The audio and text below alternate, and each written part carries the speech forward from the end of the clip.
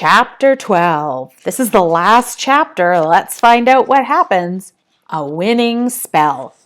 And now, announced the presiding wizard, Max Pendragon of Castle Perilous. The audience clapped politely. Sir Bertram cheered loudly, but Lady Griselda was hiding her face in her hands and peeping through her fingers. Adolphus, meanwhile, was bounding about like a bouncy ball, breathing fire into the air. I shall be turning my sister into a frog and then back into a girl, announced Max, looking very nervous.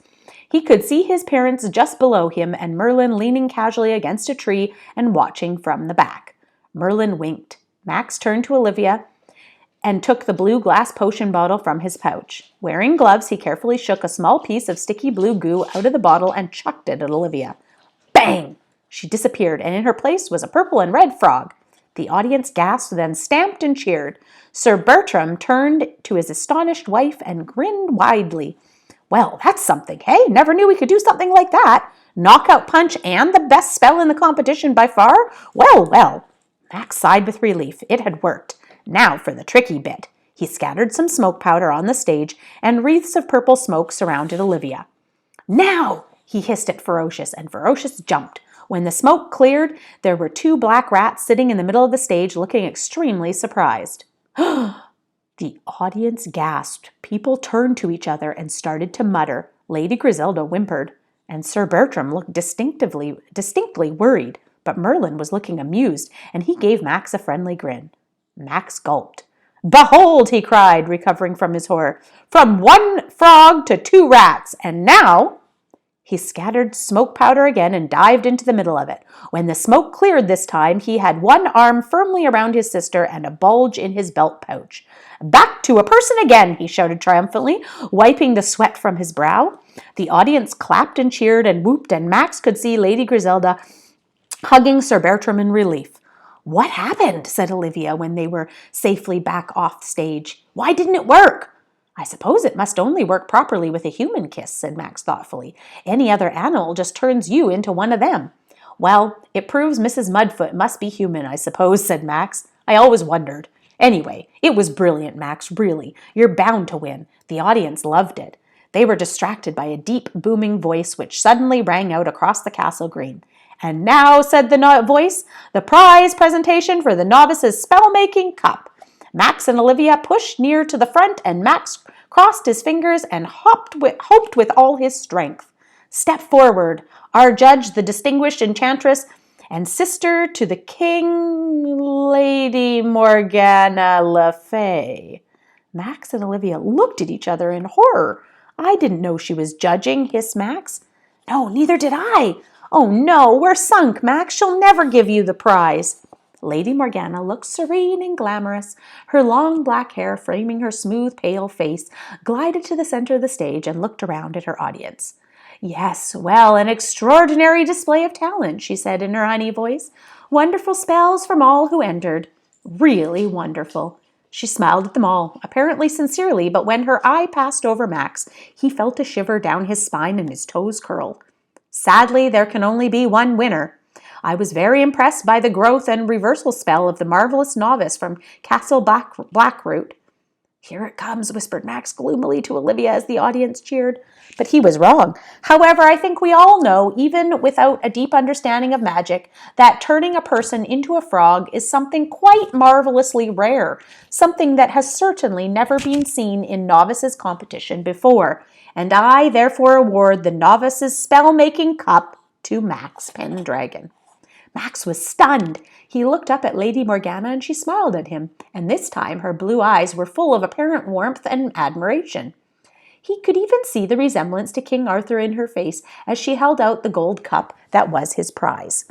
Max was completely taken aback by this change. He had only managed to mutter a few garbled words as the audience cheered and Sir Bertram stamped his feet. He looked across at Olivia, who appeared almost as stunned as he was, but her eyes were narrowed as she watched Morgana. His sister clearly didn't trust her a bit. Lady Morgana took Max's hand and raised it up, and then she gestured to the audience for quiet. This year, as the judge, I have a special extra prize to award, she announced sweetly. Max Pendragon, the worthy winner, shall have a free place at my summer spell school at Castle Gore. He may stay as my guest for the whole 6 weeks, and I shall especially enjoy teaching such a talented young man some of my most interesting potions."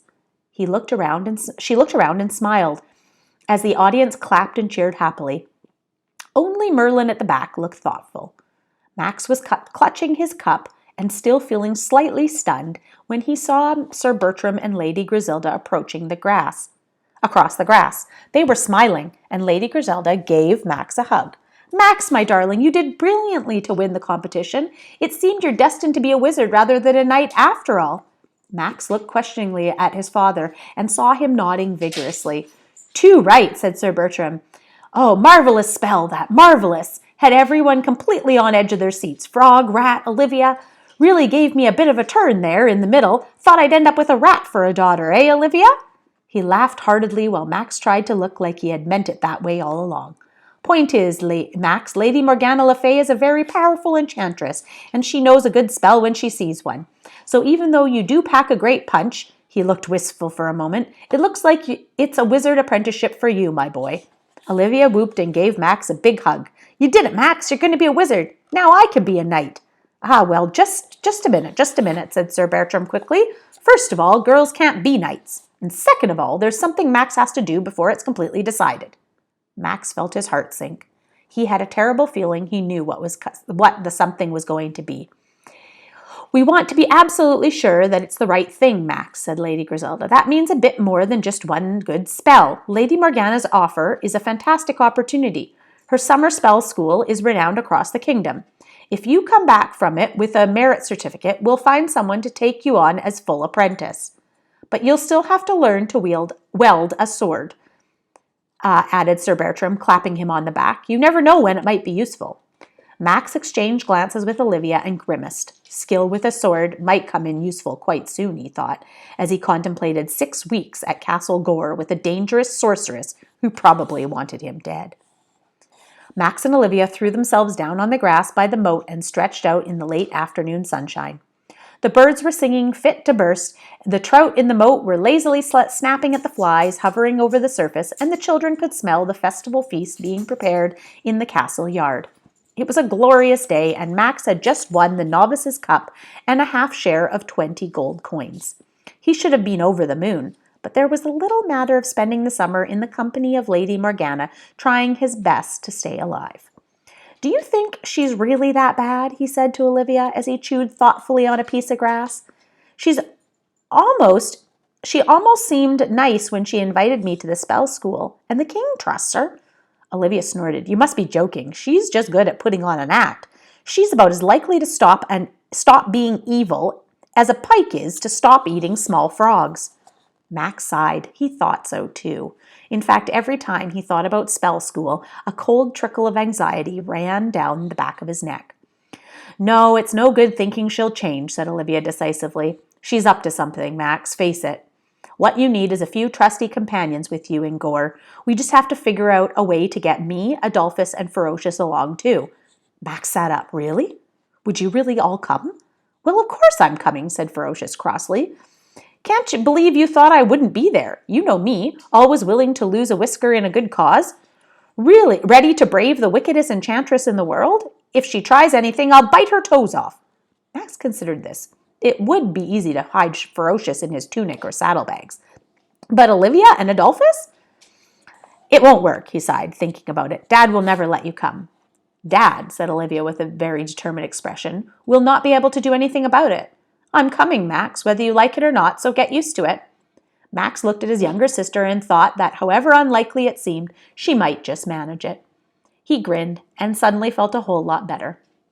"And remember," added Olivia, "we still have the Frogspell potion. We can turn ourselves into frogs whenever we want.